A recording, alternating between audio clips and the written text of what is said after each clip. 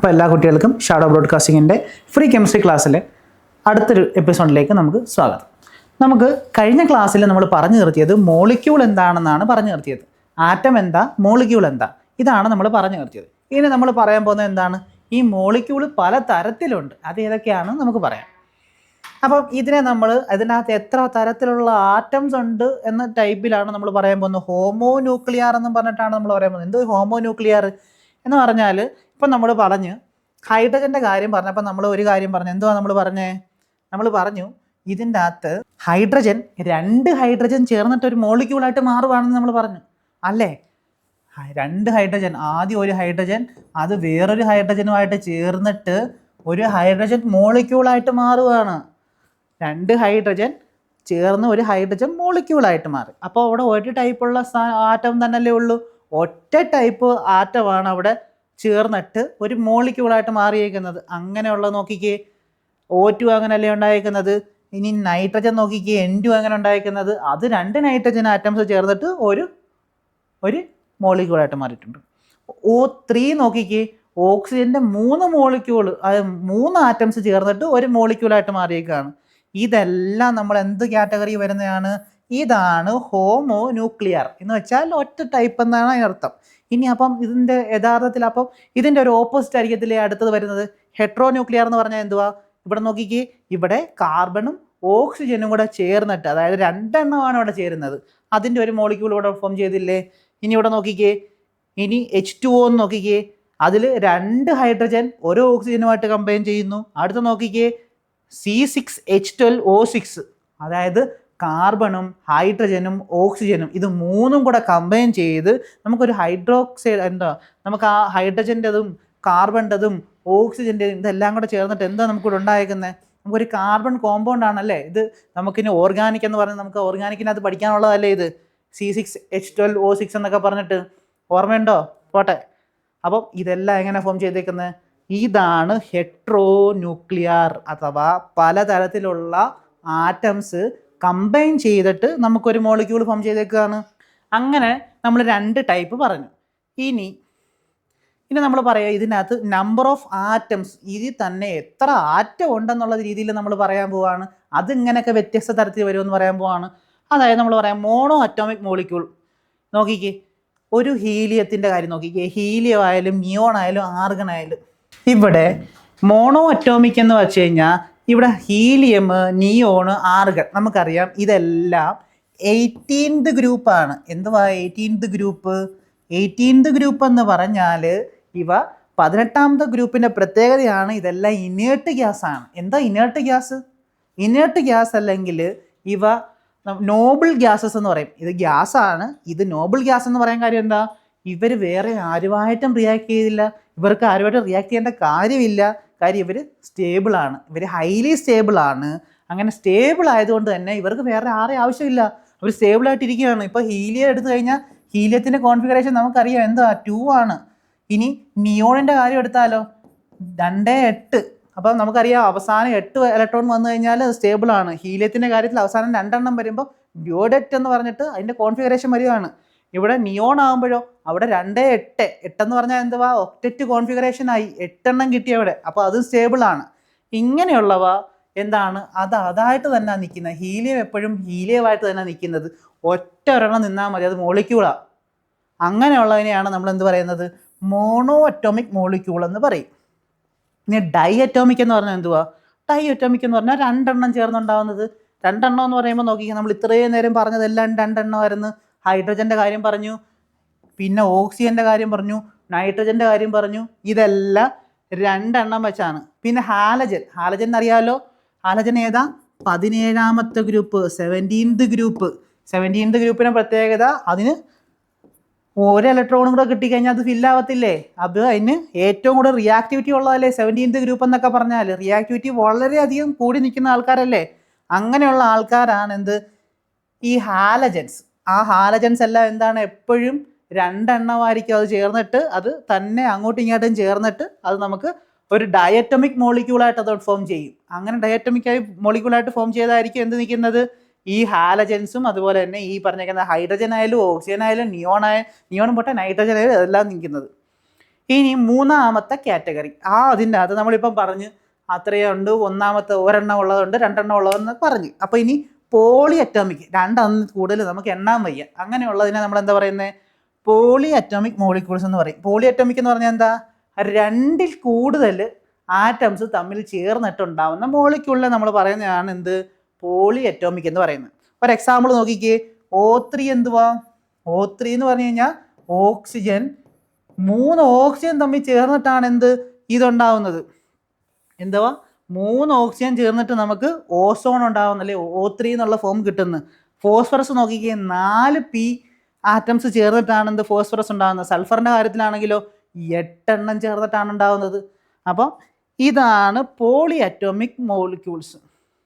അപ്പോൾ അത് മനസ്സിലായല്ലോ. Types of number of atoms വെച്ചിട്ട് നമ്മൾ കമ്പയർ ചെയ്തു, ഏതൊക്കെ ടൈപ്പുകളെന്ന് വെച്ചിട്ട് നമ്മൾ കമ്പയർ ചെയ്തു. ഇനി നമ്മൾ അടുത്ത് എന്താ പറയാൻ പോകുന്നത്? ഇനി നമുക്ക് അറ്റോമിക് മാസ് എന്ന് പറഞ്ഞ ടോപ്പിക്കിലേക്ക് കിടക്കാം. നമുക്ക് ഏറ്റവും കൂടുതൽ +1 ക്ലാസ്സുകളിൽ നമുക്ക് വേണ്ടതാണ് അറ്റോമിക് മാസ് എന്താണെന്നുള്ളതാണ് നമുക്ക് അറിയേണ്ടത്. അറ്റോമിക് മാസ് എന്താണ്? നമ്മൾ പറയും പണ്ടൊക്കെ നമുക്ക് അറ്റോമിക് മാസ് എന്താണെന്ന് ചോദിച്ചാൽ നമ്മൾ നേരത്തെ 9ാം ക്ലാസ്സിൽ എന്തോ നമ്മൾ പറഞ്ഞുകൊണ്ടിരുന്നത്? 9ാം ക്ലാസ്സിൽ നമ്മൾ പറഞ്ഞത് പ്രോട്ടോണും അതിൻ്റെ അകത്ത് എന്തും കൂടെ ആഡ് ചെയ്യണം, പ്രോട്ടോണും ന്യൂട്രോണും കൂടെ ആഡ് ചെയ്യുന്നതാണ് അതിൻ്റെ അറ്റോമിക് മാസ് അല്ലേ? നമ്മൾ നേരത്തെ പറയുമായിരുന്നു അറ്റോമിക് മാസ് കാണാൻ പറഞ്ഞ മാസ് നമ്പർ എങ്ങനെയാണ് കാണുന്നത്? നേരത്തെ പറഞ്ഞതാ പ്രോട്ടോണും ന്യൂട്രോണും കൂടെ ആഡ് ചെയ്താൽ നമുക്ക് കിട്ടുമെന്ന് പറയാമായിരുന്നു. പക്ഷേ ഇനി നമ്മൾ ഇതാണോ പറയേണ്ടത്? അല്ല. ഇനി നമ്മൾ പറയാൻ പോകുന്നത് ഇതിനെ നമ്മൾ എങ്ങനെയാണ് ഇതിൻ്റെ മാസ് കണ്ടുപിടിച്ച 10ാം ക്ലാസ് വെച്ച് നമ്മൾ പറഞ്ഞതാ, എന്നാലും നമുക്കൊന്നുകൂടെ പറയാം. അതായത് അറ്റോമിക് മാസ് എന്ന് പറഞ്ഞു കഴിഞ്ഞാൽ ഇവിടെ നമ്മൾ കണ്ടുപിടിക്കുന്നത് എങ്ങനെയാ? ഒരു കാർബൺ 12 എന്ന് പറഞ്ഞേക്കുന്ന ഒരു എലമെൻറ്റ്. എന്തുവാ? കാർബൺ 12. എന്താ കാർബൺ 12 എന്ന് പറഞ്ഞത്? കാര്യം കാർബണിന് തന്നെ 3 ടൈപ്പ് ഐസോട്ടോപ്പുകളുണ്ട്. ഐസോട്ടോപ്പ് എന്ന് പറഞ്ഞാൽ മാസ് വ്യത്യാസം വരുന്ന സാധനങ്ങൾ. അതിന് സെയിം അറ്റോമിക് നമ്പർ ആയിരിക്കും, പക്ഷേ മാസ് വ്യത്യാസമായിരിക്കും. കാർബൺ അപ്പോൾ ഏതൊക്കെയുണ്ട്? കാർബൺ ആണെങ്കിൽ അപ്പോൾ കാർബൺ 12 ഉണ്ട്, കാർബൺ 13 ഉണ്ട്, കാർബൺ 14 ഉണ്ട്. അപ്പോൾ നമുക്ക് അതിൻ്റെ 12 അറ്റോമിക് മാസ് ഉള്ള സാധനത്തിനാണ് നമ്മൾ എടുക്കുന്നത്. ഇതിനെ നമ്മൾ 12 ഭാഗമായിട്ട് മുറിച്ച് എന്നിട്ട് ഒരു പീസിനെ വെച്ച് നമ്മൾ ബാക്കിയുള്ള എല്ലാത്തിനെയും, അതായത് എല്ലാ ആറ്റത്തിനെയും നമ്മൾ കമ്പയർ ചെയ്ത് കഴിയുമ്പോൾ നമുക്ക് കിട്ടുന്ന ഒരു വാല്യൂ ഉണ്ടല്ലോ. നോക്കിക്കേ, ആറ്റോമിക് മാസ് എന്ന് പറയുന്നതായിട്ട് ഒരു ആറ്റം ഓഫ് ആ എലമെൻറ്റ് ഏതാണോ എലമെൻറ്റ് നമ്മൾ എടുക്കുന്ന ആ എലമെൻറ്റ് ബൈ നമ്മൾ ഈ കാർബൺ 12ൻ്റെ 12ൽ ഒരെണ്ണം 12 ഭാഗമായിട്ടിരുന്ന് അതിനെ ഒരെണ്ണത്തിന് 12 ഭാഗമായിട്ട് മുറിച്ചിട്ട് അതിൽ ഒരു പീസ് മാത്രം എടുത്തിട്ട് നമ്മൾ അതിനെ നമുക്ക് ഏത് എലമെൻ്റ് ആണോ എടുക്കേണ്ടത് ആ എലമെൻറ്റിനെ അത് വെച്ച് നമ്മൾ കമ്പയർ ചെയ്യണം. ഡിവൈഡ് ചെയ്യുമ്പോൾ നമുക്ക് എന്ത് കിട്ടും? നമുക്ക് അറ്റോമിക് മാസ് കിട്ടും. അങ്ങനെ നമുക്ക് കിട്ടിയത് എന്തൊക്കെയായിരുന്നു കിട്ടിയത്?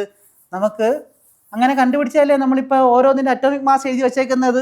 അങ്ങനെ നമ്മൾ കണ്ടുപിടിച്ചതാണ് ഹൈഡ്രജൻ 1 ആണെന്നും ഹീലിയത്തിന് 4 ആണെന്നും കാർബൺ 12 ആണെന്നും നൈട്രജൻ 14 ആണെന്നും ഓക്സിജൻ 16 ആണെന്നും സോഡിയം 23 ആണെന്നും പിന്നെ സൾഫർ 32 ആണെന്നും ക്ലോറിൻ 35.5 ആണെന്നും കാൽഷ്യം 40 ആണെന്നും.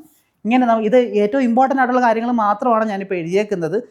ഇത് നമ്മൾ കാണാതെ അറിഞ്ഞിരിക്കേണ്ടതാണ്. നമുക്ക് ഇനി അങ്ങോട്ട് കാൽക്കുലേഷൻ ഏറ്റവും കൂടുതൽ വേണ്ടതാണ്. ഹൈഡ്രജൻ്റെ നമുക്കറിയാം 1 ആണ്, ഹീലിയത്തിന് 4 ആണ്, കാർബൺ അറിയാമല്ലോ, കാർബൺ 12ൻ്റെ ഒരെണ്ണം വെച്ചിട്ടാണ് കമ്പയർ ചെയ്യുന്നത്.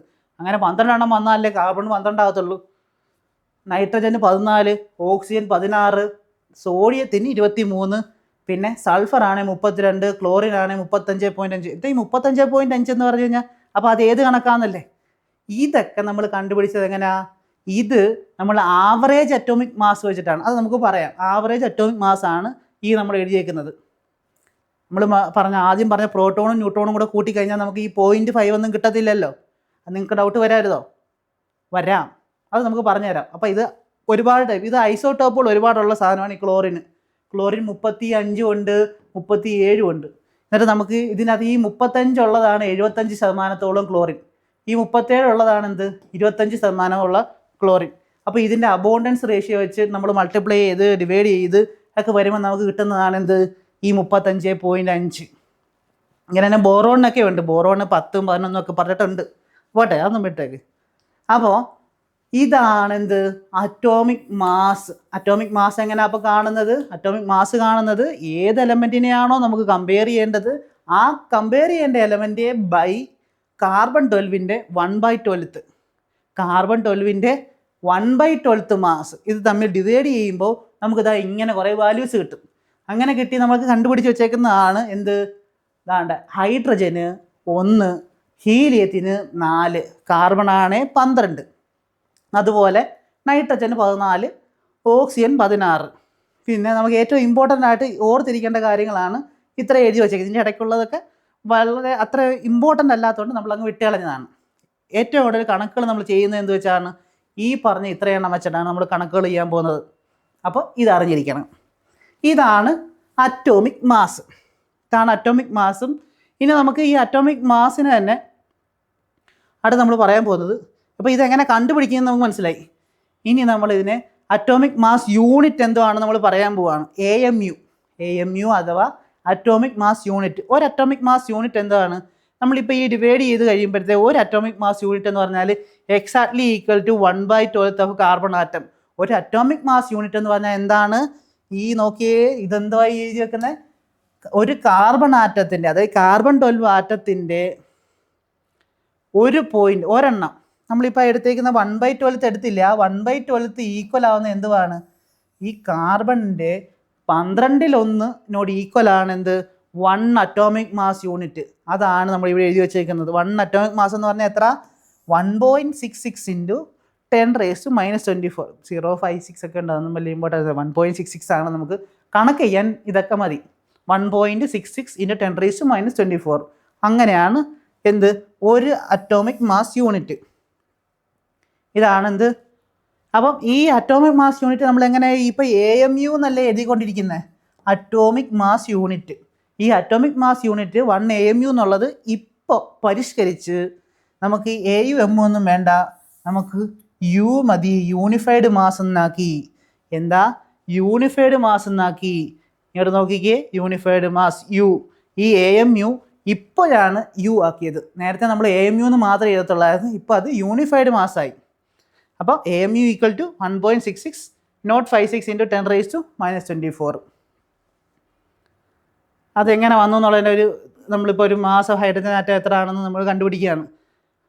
AMUവിൽ എഴുതുമ്പോൾ എങ്ങനെ വരും? അത് നമ്മളിങ്ങനെ മാസ് എത്ര ആണെന്ന് വെച്ച് നമ്മളതിനെ ഡിവൈഡ് ചെയ്തൊക്കെ നോക്കുമ്പോൾ നമുക്ക് എന്ത് വരും? 1.08 × 10 × 1.08 എന്ന് വരുന്നതാണ്. പോട്ടെ, അതൊന്നും എഴുതണ്ട. നമുക്ക് ഇത്ര അറിഞ്ഞാൽ മതി. 78 എന്നൊക്കെ പറഞ്ഞിട്ടാണ് വരുന്നത്. അത് നമ്മൾ AMU ആയിട്ട് കൺവേർട്ട് ചെയ്യുമ്പോൾ 1 എന്ന് പറഞ്ഞ് എഴുതും. ഇത്രയും വരുന്ന അവസാനത്തെ സ്റ്റെപ്പ് മാത്രം നോക്കിയാൽ മതി. നിങ്ങൾ തമ്മിൽ ഡിവൈഡ് ചെയ്ത് കഴിയുമ്പോഴത്തേക്ക് അപ്രോക്സിമേറ്റ്ലി ഈക്വൽ ടു 1 വരും. ഇതിനെ നമ്മൾ തമ്മിൽ ഡിവൈഡ് ചെയ്ത് കഴിയുമ്പോഴത്തേക്ക് ഈ രണ്ടെണ്ണത്തിനെയും കൂടെ നോക്കിക്ക് ഏകദേശം സെയിം ആയിട്ടുള്ളതല്ലേ. ഇത് തമ്മിൽ ഡിവൈഡ് ചെയ്യുമ്പം ഈക്വൽ ടു അല്ല, അപ്രോക്സിമേറ്റ്ലി ഈക്വൽ ടു 1 വരും. ഇങ്ങനെ ഇട്ടാൽ 1, ഇങ്ങനെ ഇട്ടാൽ ഈക്വൽ ടു, ഇങ്ങനെ നമ്മൾ ഇട്ട് കഴിഞ്ഞാൽ അതെന്താ? Equal to. ഇങ്ങനെ ഇട്ടാൽ എന്തുവാ? ഇങ്ങനെ ഈക്വൽ ടു 1 എന്നാണോ? അപ്രോക്സിമേറ്റ്ലി ഈക്വൽ ടു 1 എന്ന് വെച്ചാൽ 1 ഏകദേശം ഈക്വലാണ്. അങ്ങനെയാണ് ഇതിനർത്ഥം. ഇപ്പം അറ്റോമിക് മാസ് എന്താണെന്ന് നമ്മൾ പറഞ്ഞു. അറ്റോമിക് മാസ് എന്താണെന്ന് നമ്മൾ പറഞ്ഞ് ഇനി നമ്മൾ അടുത്ത പറയാൻ പോകുന്ന മോളിക്കുലാർ മാസ്. ഇപ്പം നമ്മൾ അപ്പുറത്ത് എഴുതിയിരുന്നു അറ്റോമിക് മാസ് ഹൈഡ്രജൻ്റെ ഇന്നതാണ് അല്ലെങ്കിൽ ഹീലിയത്തിൻ്റെ ഇന്നതാണെന്നൊക്കെ പറഞ്ഞ് നമ്മൾ എഴുതി അല്ലേ. ഹൈഡ്രജൻ ഇന്നതാണ്, ഹീലിയം ഇന്നതാണെന്നൊക്കെ പറഞ്ഞ് നമ്മൾ എഴുതി. ഹൈഡ്രജൻ ഏതാണ്? ഹൈഡ്രജൻ്റെ 1 ആയിരുന്നു. അപ്പം ഒരു ഹൈഡ്രജൻ നമുക്കൊരു H2 എന്ന് പറഞ്ഞാൽ 2 ഹൈഡ്രജൻ ചേർന്ന് മോളിക്യൂൾ ആവുന്ന കാര്യം നമ്മൾ പറഞ്ഞു. അങ്ങനെ ഫോം ചെയ്യുമ്പോൾ അതായത് 2 ഹൈഡ്രജൻ അല്ലേ, ആ 2 ഹൈഡ്രജൻ അല്ലേ ഒരു മോളിക്യൂള്. അപ്പോൾ ഇതിൻ്റെ അറ്റോമിക് മാസ് പോലെ തന്നെ മോളിക്കുലാർ മാസ് എങ്ങനെ എഴുതുന്നത്? 1+1, അതായത് 2 ആണ്. 2 യൂണിറ്റ് ആണ് എന്ത്? ഈ പറഞ്ഞേക്കുന്ന മോളിക്കുലാർ മാസ്. സിമ്പിൾ അല്ലേ? ഇത് അറ്റോമിക് മാസ് അറിയാമെങ്കിൽ നമുക്ക് മോളിക്കുലാർ മാസ് അറിയാം. ഇനി നമ്മൾ അടുത്ത പറയാൻ പോകുന്നത് ഗ്രാം അറ്റോമിക് മാസ് എന്താണെന്നും ഗ്രാം മോളിക്കുലാർ മാസ് എന്തുവാണെന്നൊക്കെയാണ്. അത് നമുക്ക് അടുത്ത വീഡിയോയിൽ ഡീറ്റെയിൽ ആയിട്ട് നോക്കാം. അതുവരെ ബൈ.